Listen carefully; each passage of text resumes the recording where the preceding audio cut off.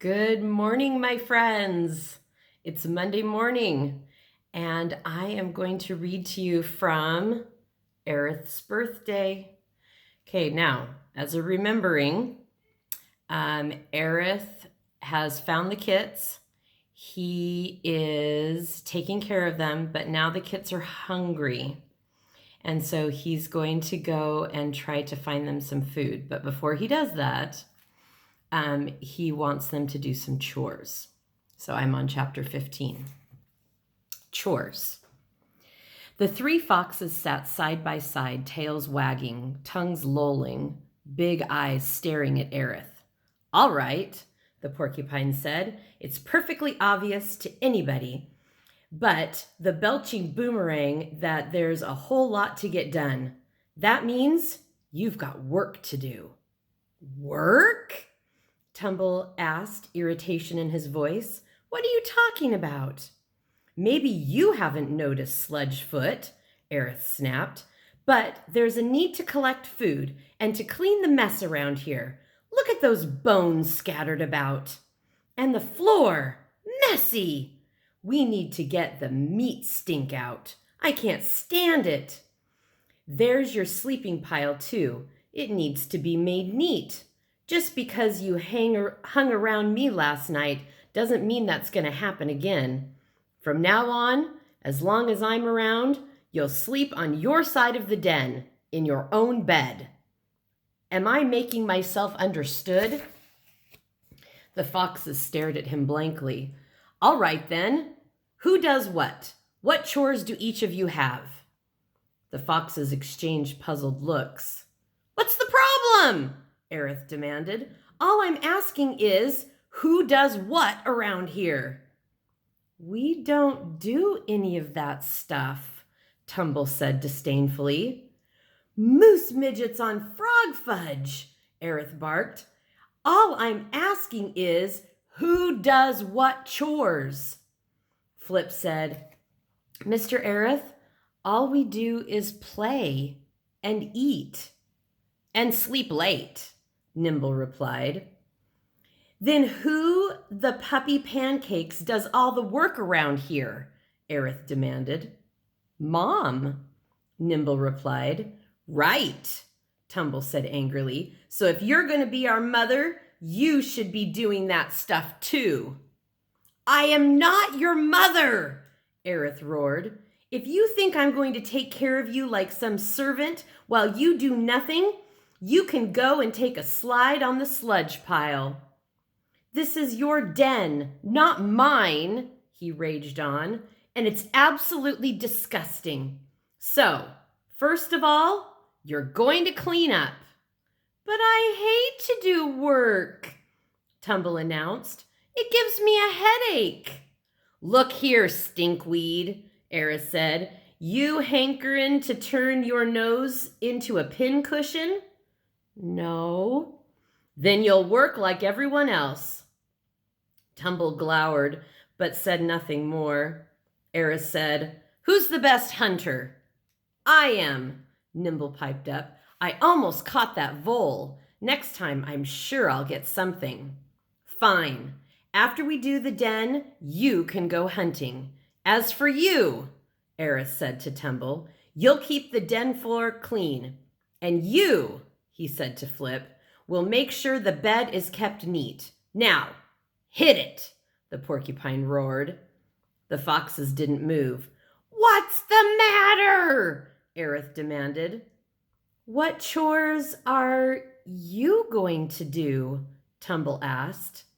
Look here, Aerith roared. You waste wedge of woodchuck wallow. This is your den, not mine. But, Mr. Aerith, sir, Flip asked cautiously, don't you clean up your own den?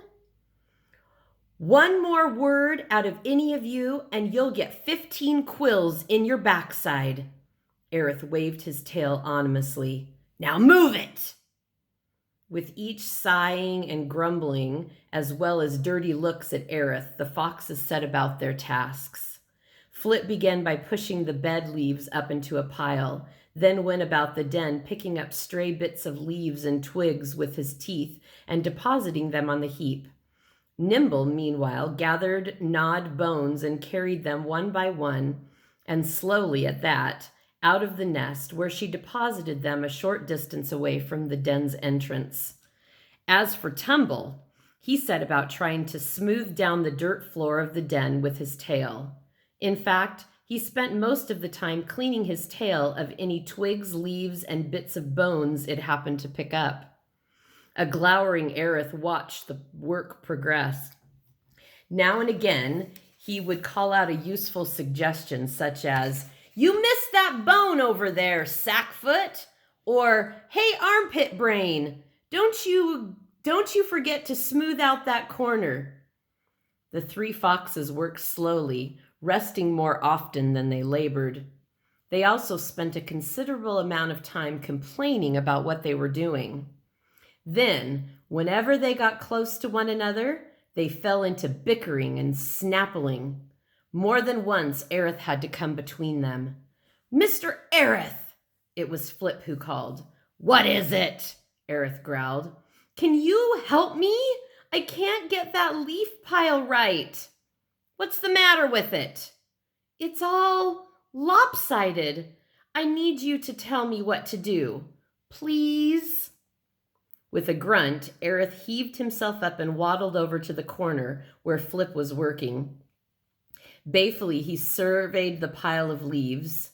It was, as the fox had said. The leaves had simply been shoved into the corner where they were still quite a mess.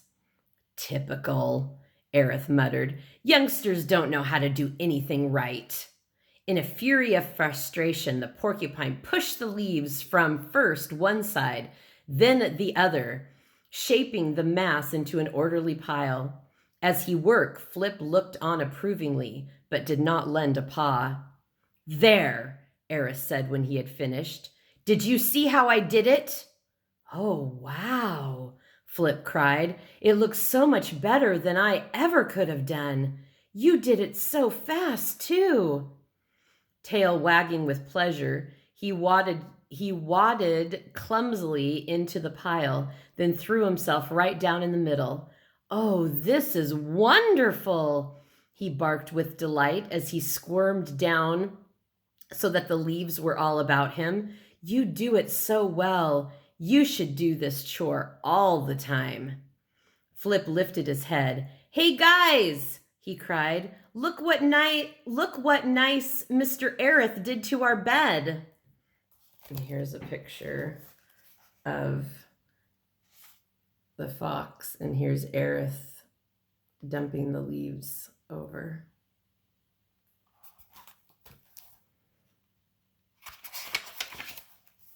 As soon as Nimble and Tumble saw how cozily Flip had settled himself, they dashed over and leaped, paws first, into the pile.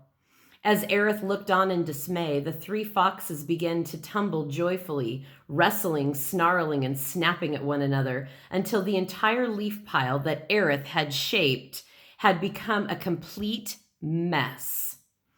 With leaves scattered everywhere, the den was worse than it had been before. "Stop!" Aerith cried. "Stop!" The kits, however, paid not the slightest attention to him, but continued their romp. A disgusted Aerith turned his back on them and went outside. "Impossible," he kept saying to himself. "Completely, totally impossible. I can't do it. I just can't.